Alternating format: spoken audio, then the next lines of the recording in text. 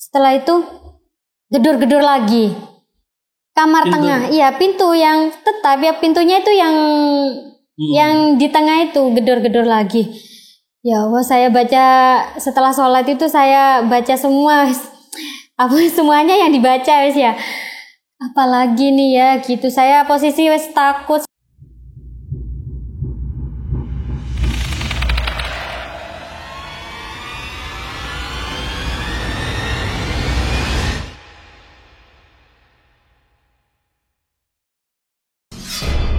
Jangan takut pada setan. Setan hanya mengganggu, tidak makan. Takutlah pada manusia yang suka makan hak orang lain. Halo, assalamualaikum dengan Pak Ceping. Iya, waalaikumsalam. Nah, katanya Pak Ceping ini dapat gangguan makhluk halus di rumahnya sendiri. Iya, gitu iya ya, Pak. benar-benar. Itu awalnya gimana itu, Pak?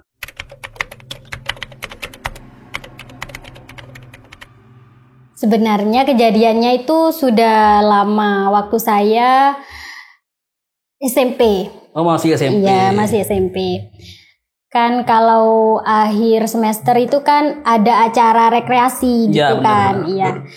Teman saya itu ada 2 orang. Dia nginep kan di rumah saya, soalnya berangkatnya itu pagi jam 5.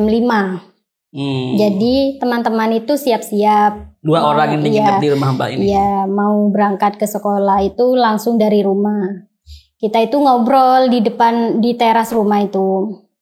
Apa yang mau dibawa besok, bekal apa, itu kita rundingan semuanya. Setelah rundingan panjang lebar, teman saya itu mau minta mau ke kamar mandi, saya antar. Kebetulan kalau di pedesaan itu kan kamar mandinya itu ada di belakang. Maksudnya nggak ada di dalam rumah kan, ada di luar. Di luar, jadi bener. teman saya itu takut, saya antar. Setelah selesai ke kamar mandi, teman saya itu duluan kan, setelah itu saya. Teman saya itu bilang, ayo kalau sudah selesai, ayo ke depan lagi gitu kan. Saya gak menghiraukan dia, soalnya saya posisi mau melihat bintangnya itu bagus kan waktu malam itu. Iya, cuaca lagi cerah. Saya diam saja. Terus teman saya itu, ayo cepat, sampai gimana ya? Raut wajahnya itu kayak takut gitu. Sampai gini-gini tangannya. Tapi Mbaknya nggak ngeh gitu ya? Nggak ngeh, soalnya saya lihat bintangnya kok waktu itu kan bagus. Iya benar. Terus posisi di belakang rumah itu lagi ada hajatan, jadi ada salon. Nggak terlalu dengar dia bilang apa. Dia bilang itu di belakang ada siapa gitu kan. Saya nggak dengar, saya nggak ngeh. Saya cuma melihat bintang kok bagus gitu. Terus teman saya itu tiba-tiba lari ke depan. Terus saya kok merasa takut, saya ke depan juga. Ada apa tadi itu? Tadi kenapa kamu kok nggak langsung ke depan? Emangnya ada apa? Di belakang kamu itu tadi ada sosok kayak cowok gitu, badannya besar, pakaiannya itu hitam. Iya. Terus raut wajahnya itu saya takut, tapi kayak cowok, seram gitu. Matanya itu melotot, warna mata itu merah. Waduh. Iya. Posisi saya ada di belakang saya gitu loh. Saya nggak ngeh. Setelah itu saya takut. Siapa ya gitu. Saya. Tapi Mbaknya nggak merasa ada sesuatu di belakang? Iya, saya merasa setelah teman saya lari itu.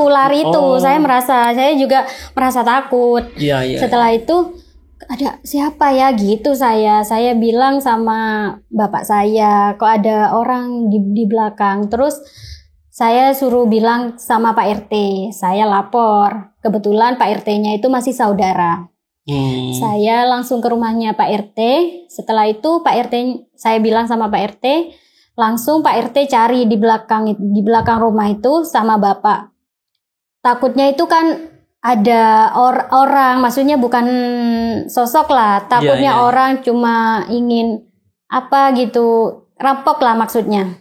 Takutnya jelek lah ya, nggak baik lah. Setelah itu dicari sama Pak RT itu ternyata ndak ada, sudah ndak apa-apa, ndak ada apa-apa gitu Bapak itu Ketika bilang. mencari itu jam berapa?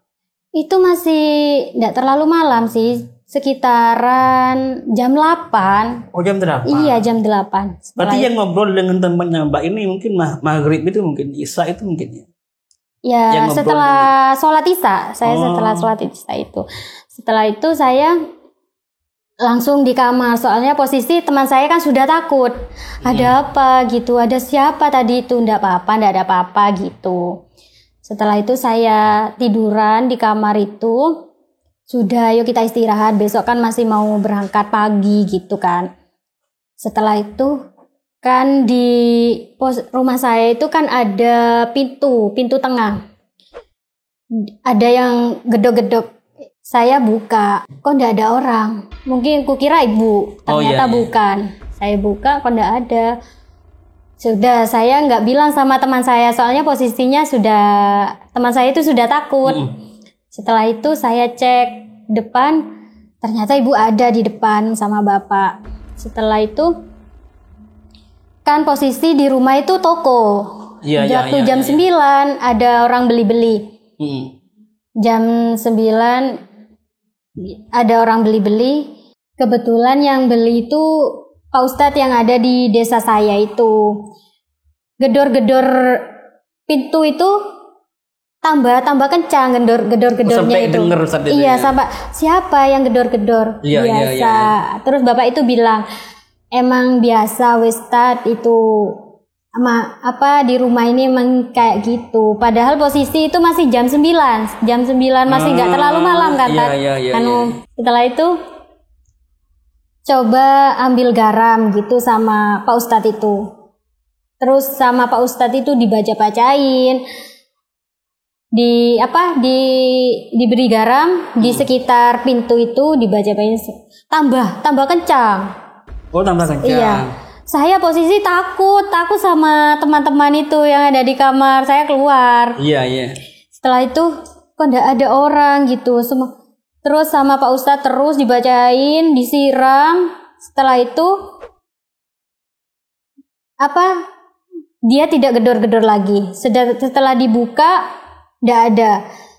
Posisi mau ditutup lagi, ternyata sudah hilang gedor-gedor. Tapi mbaknya nggak takut ya ketika pintu itu berbunyi tapi gak ada orangnya?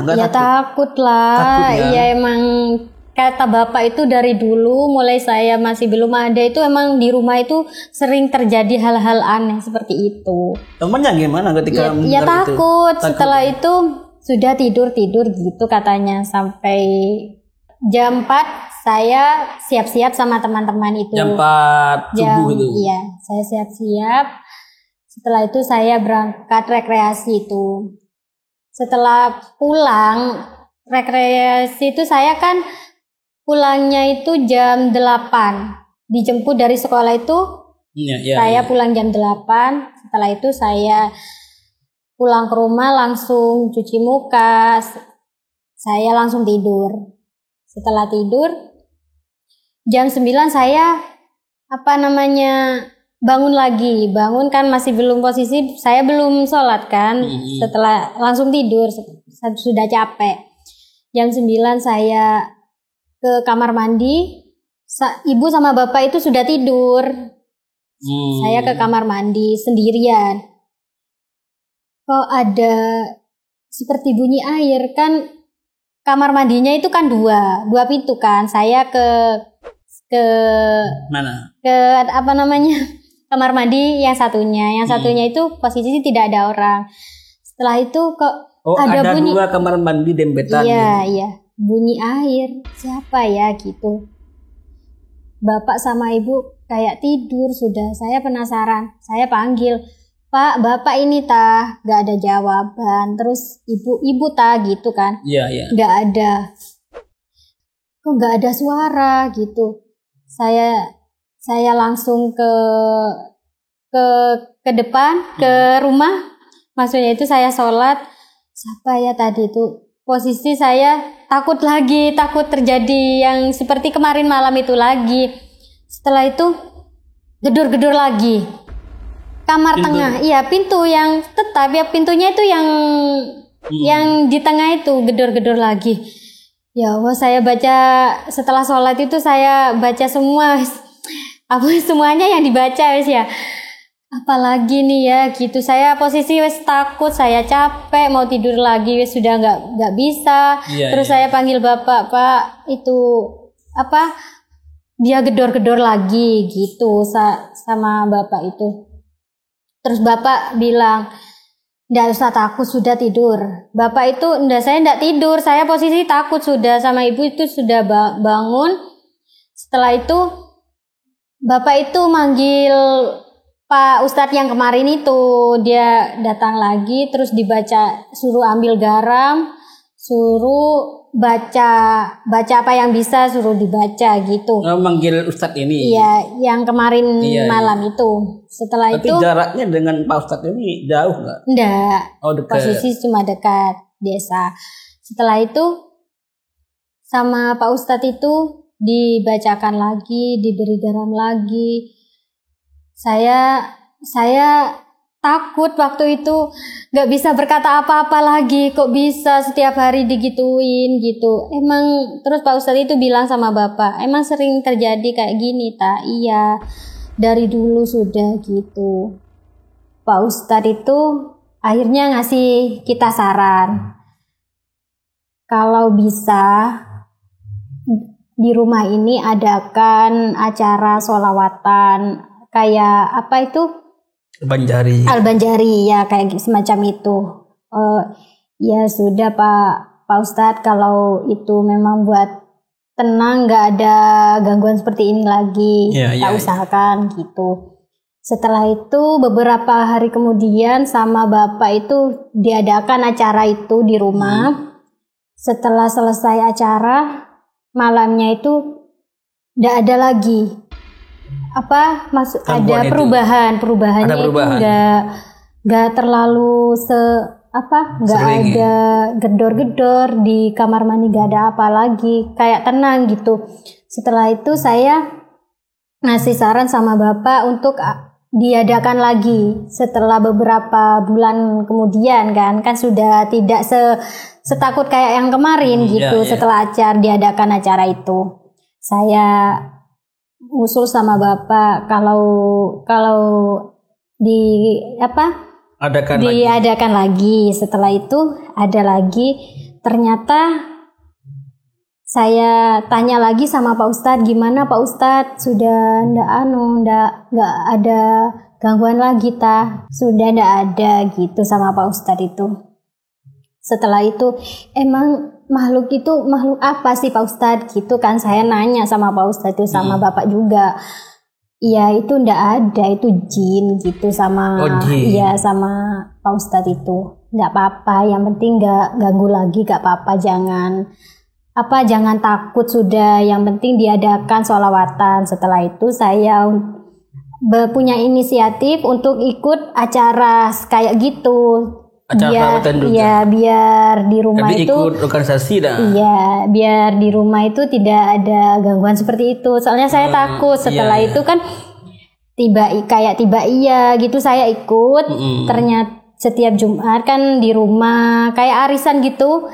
Kan ada acara kayak gitu kan. Kalau di desa itu saya ikut. Setelah diadakan kan mesti seminggu gitu kan, mesti ada baca-bacaan doa kan di rumah itu. Akhirnya alhamdulillah setelah kejadian itu sampai sekarang tidak ada yang gangguin di rumah itu. Tidak ada yang mandi, ada yang gedor-gedor. Setelah alhamdulillah sudah hilang semua. Iya, alhamdulillah. Akibat sholawat. Akibat sholawat. Ya, Pak Ceping, terima kasih sudah hadir dan bagi kami suara horor. Monggo dulu, Pak. Ya, alhamdulillah.